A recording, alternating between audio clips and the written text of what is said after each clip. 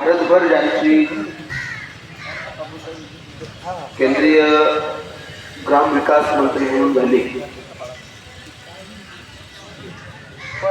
आणि भारतीय जनता पार्टीची जनतेची पार्टी काय असते,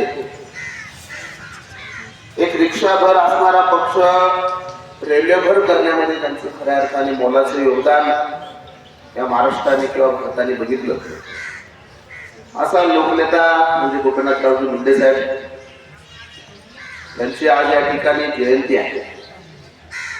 या जयंतीच्या निमित्तानं जिथं जिथं गोपीनाथरावजी मुंडे साहेबांना मानणारा वर्ग आहे तिथं खऱ्या अर्थाने भव्य दिव्य स्वरूपामध्ये या ठिकाणी जयंतीचा उत्सव साजरा केला जातो. इथंही माझ्यामध्ये मुंडे साहेबांचं 2014 साली ज्या अकस्मात निधन झाल्यानंतर थोड्या स्वरूपामध्ये का होईना या ठिकाणी या जयंतीचं आयोजन या आपल्या कणकुली गावामध्ये या ठिकाणी होत आहे. गेली 2-3 वर्षापासून भव्य दिव्य स्वरूपाचा हा जयंती उत्सव या ठिकाणी साजरा केला जातो.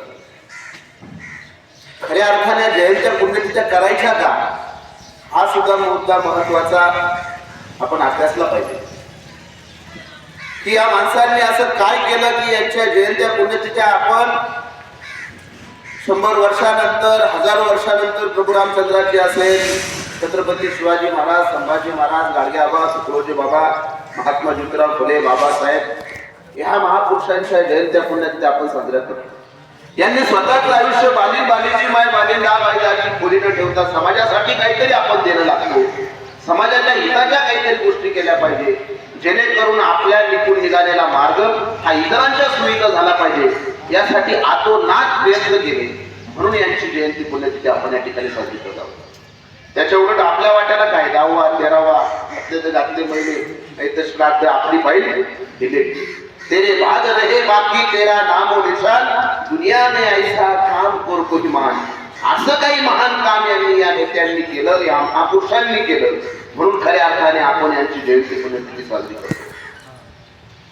आज लोकांना एक गोष्ट मी आवर्जून सांगेल भाऊ, गटागटामध्ये जातीमध्ये धर्मामध्ये माणसांमध्ये माणसं वाटण्याचं काम स्वतःच्या स्वार्थासाठी काही लोक करू पाहतात. परंतु या नेत्याची ख्याती आहे. जेव्हा सुरेश आपण जळगावला होतो 3 जून 2014 साली मुंडे साहेबांचं ज्यावेळेस अकस्मात एका अपघातामध्ये निधन झालं, तेव्हा राष्ट्रवादी काँग्रेस पक्षाच्या मराठा समाजातील पहिला बॅनर माझ्यामध्ये 7:30 पावणे 8च्या दरम्यान जळगाव मध्ये लागलेला होता. याला म्हणतात लोकनेता. हे जे नेते लोक असतील त्यामध्ये आज प्रकर्षाने 2-3 नाव या ठिकाणी घेतील. काही आज हयात नाही. गोपीनाथराव मुंडे असतील, अटलजी वाजपेयी असतील, नितीनजी गडकरी साहेब आहेत किंवा शरद पवार साहेब आहेत. हे खरं विलासराव देशमुख ही जी खरी नेते आहे ना, यांनी खरंच समाजासाठी मोठी काम केलं. परंतु दुर्दैव आहे काही लोक स्वतःच्या स्वार्थासाठी स्वतःच्या हितासाठी माणसांना वाटू पाहत आहेत. परंतु असं झालं नाही पाहिजे. अहो अशी मैत्री होती का समोरासमोरून लढायचे, कुस्ती सारखे राजकारण ह्या लोकांनी केलं. आणि आपल्याला विकास दृष्टिकोनातून कसं गावाला पुढे नेता येईल, विकास दृष्टिकोनातून राष्ट्राला कसं पुढे नेता येईल असं आमूलाग्र योगदान या नेत्यांनी या ठिकाणी दिलेलं. म्हणून आज खऱ्या अर्थाने एवढ्या मोठ्या उत्सवामध्ये आज जवळजवळ मुंडे साहेबांचे जिथं अनुयायी आहेत. बऱ्याच ठिकाणी मुंडे साहेबांचं म्हणजे शासकीय इतमामात सुद्धा ही जयंती पुण्यतिथी साजरी होती. याचं कारण एकच आहे की ही माणसं तळागाळातील माणसांपर्यंत पोहोचले. भारतीय जनता पार्टीचा विचार असेल, राष्ट्रीय स्वयंसेवक संघाचा विचार असेल किंवा जनतेची सेवा आपण कशा पद्धतीने करू शकतो असा विचार यांनी खऱ्या अर्थाने तळागाळातील माणसांपर्यंत गावागावामध्ये पोहोचवला.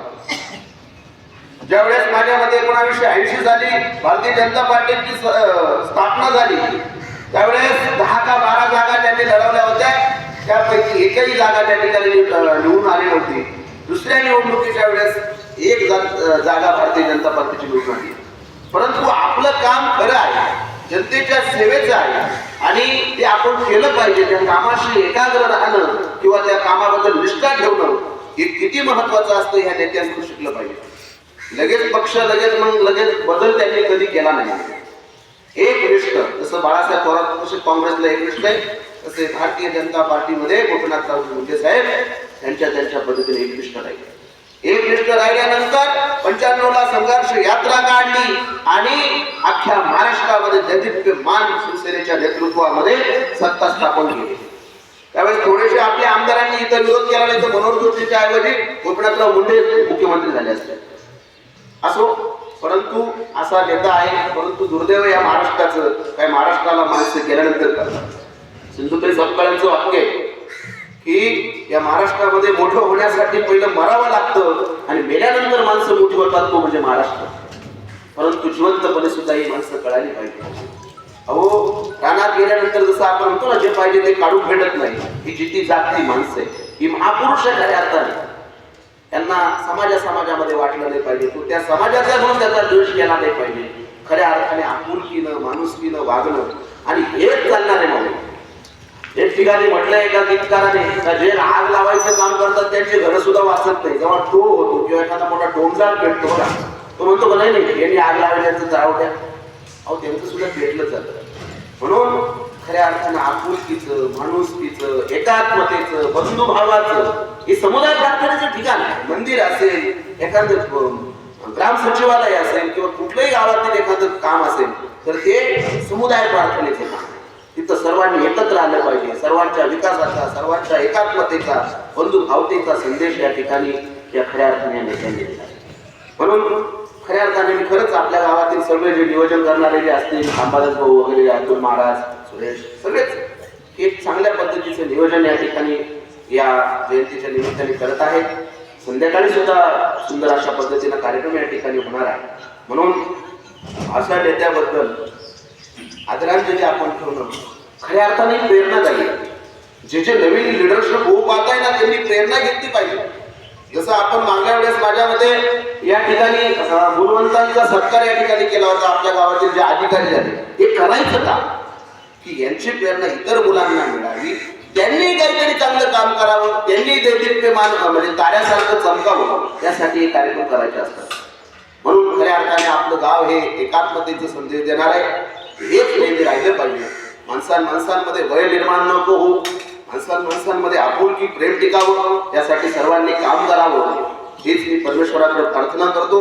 आणि गोपीनाथरावजी मुंडे साहेब यांना या ठिकाणी वास्तविकतेच्या रूपाने आणि या पुन्हा परतोनी जन्म नवा घेऊनी, या पुन्हा परतोनी जन्म नवा घेऊनी, अंधार पार झाला आता दिवा पाहिजे, ज्या पद्धतीनं छत्रपती शिवाजी महाराजांची आळवणी या ठिकाणी किंवा उपासना करत होते, तसं आपण परत मुंडे साहेबांच्या या जयंतीच्या निमित्तानं आपण त्यांना परमेश्वराला विनंती करू कुठं असं तो की परत मुंडे साहेबांसारखं रत्न आम्हाला आमच्या या महाराष्ट्रासाठी, आमच्या पवित्र भारत मातेसाठी घडव आणि त्यांच्याकडून एक दैदिप्यमान काम पुनश्च एकदा या राष्ट्रामध्ये उभं राहावं अशी विनंती या ठिकाणी करतो.